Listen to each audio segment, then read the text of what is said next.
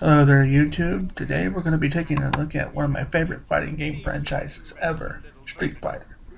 Well, Street Fighter V to be more specific. I have loved the series as a whole ever since I first picked up the home console release of Street Fighter II over 20 years ago as a Christmas gift.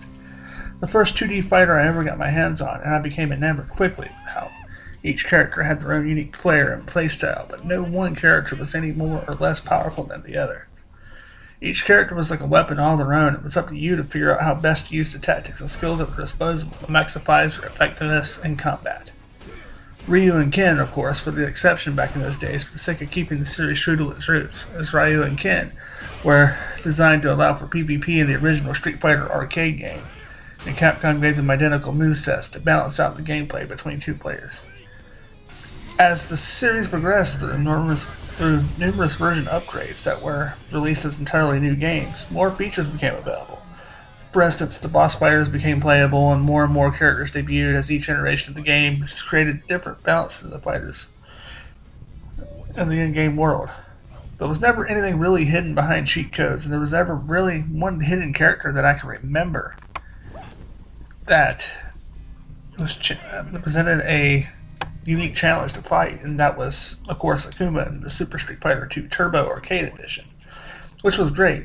Gameplay alone, though, was what mostly kept the game afloat in that era. That was gaming defined, and to be honest, I'll even go out on a limb and admit that I was maybe romanticizing the past when I make the comments I'm getting ready to make about this, but I feel with gaming in general these days, somebody needs to say it. And of course, that's going to be in reference to the downloadable content. And DLC is fine. I have no problem with the concept of downloadable content. But I'd like to at least play the game, for maybe 2, 3, maybe even 6 months before you start hitting me up to get more money out of me for a game I've already played. And especially when I go to the checkout counter at the store and the clerk is going to look at me on day one and ask me if I want to purchase a $30 season pass expansion for more characters, more content, more anything, I just get the urge to throat punch someone. I mean, first of all, I don't know if I even like the game enough to buy DLC for it, period. Secondly, to me this suggests that the developers did not take the time to put the entire game on the disc I just spent $60 on. That would be like if I went to a car dealership, found the car of my dreams, signed the paperwork, and on my way out the door, the salesman goes, "Oh, by the way, if you want the tires, that's going to be a $5,000 extra charge." I mean, who does that other than the gaming industry? No one. If you can advertise it for sale and for use on day one, why can't I have it on my game disc? At the very least, put it on the fucking day one patch I'm probably going to have to download anyways when I get home. Just give me the entire game. But that's exactly what Capcom did with Street Fighter V. Several characters from the series were put behind the season pass paywall garbage. Whether or not these characters are actually in use at this time, well, outside of the obvious Alex and Gal footage you're going to be watching in the video, I honestly have no idea. I declined the season pass though, as in the future all in-game characters are going to be made available for purchase via the in-game store through credits that you earn completing story mode as well as going into the online battle arena. Which brings me to that single player story mode, which is of course the footage you're currently watching in the background as I'm giving my review. There are two very major things that bug me with Street Fighter V story mode, and that's the first, the AI is barely worth talking about. I mean, you push start, you get the indication to fight, and the AI fighters may as well just pull a white flag up, wave it, and just fall over. Because they present absolutely no challenge. They might get lucky and get a couple of hits in here or there, but they are by no means going to give you a serious challenge. I mean, again, referencing Street Fighter II, you went in, you fought the entire roster of the game. In the later versions, you even fought a mirror image of your own character before you moving on to fight the 4 boss characters for a total of 12 matches. Here, you start out, you fight out, you get into the first fight of a series of 4, mind you. That's 8 less fights in 20 years later, you would think that there might be more, or at least a consistent number across the series, but no, 4 fights before you fight a rival. Each fight is 1 round, and like I said before, the AI is so bad at fighting you, it's almost like they wouldn't be able to get out of a wet paper bag in a hailstorm if their lives depended on it. It's just horrendous. And to cap that off, in between each fight, you're treated to these cutscenes. They're not actually cutscenes. These cutscenes are hand-drawn still images with dialogue that seems like they might have been written by elementary school students. The good news is with the cutscenes is that they are skippable,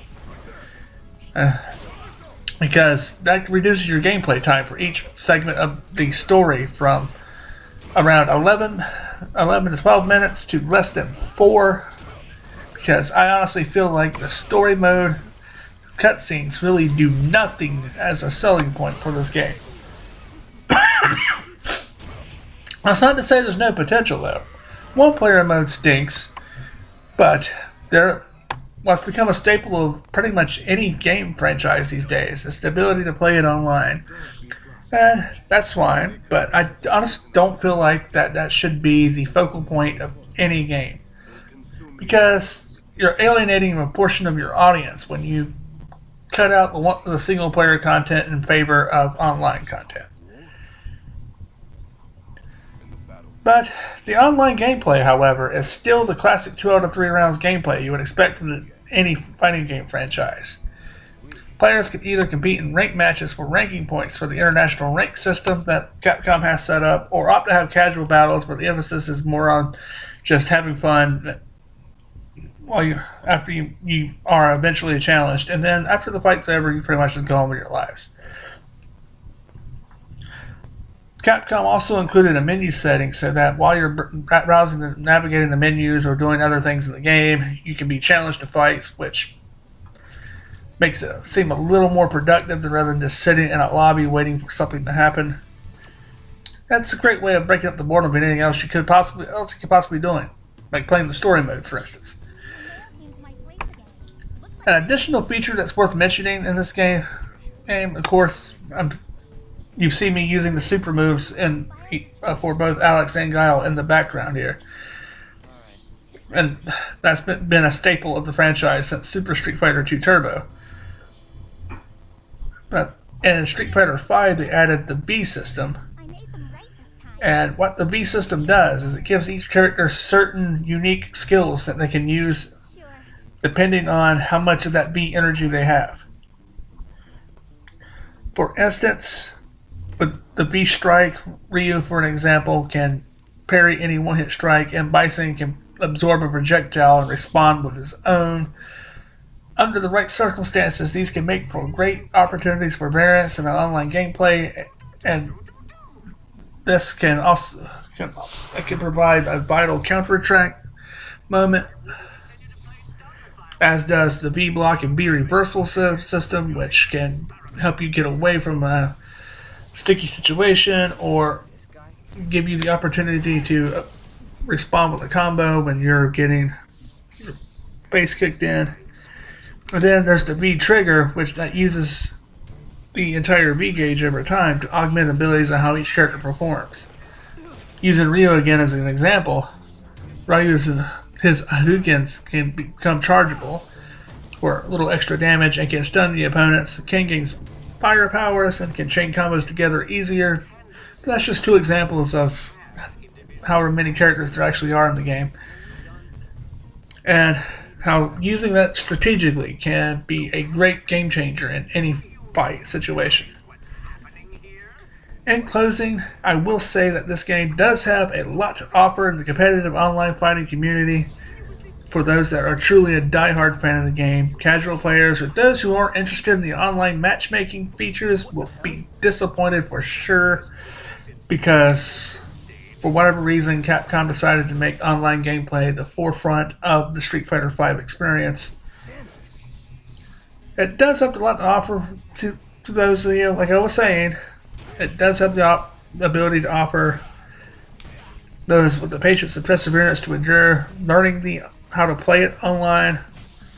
and master the commands of their favorite characters, and for that reason alone, it's definitely worth giving a shot. However, I honestly just don't like it when games become all about online play, because not everybody wants to be online absolutely every second their system is on. They would like to just, run a few trial matches, some one-on-one battles, run an arcade mode, actually get a story. And Street Fighter V just doesn't offer any of that, really. There's just no meat to the content. It's all dressed up underneath this decorative multiplayer online package. And that's great, but there's definitely a need for something more to be added to it.